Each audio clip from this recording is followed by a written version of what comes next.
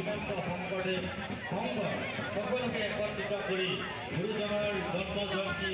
একেলগে অনুষ্ঠিত কৰাৰ যি মহান প্ৰয়াস কৰিছিল, সেই মহান প্ৰয়াস কৰা বলিষ্ঠ নেতৃত্ব অসমত শ্ৰীমন্ত শংকৰদেৱ গুৰুজনাক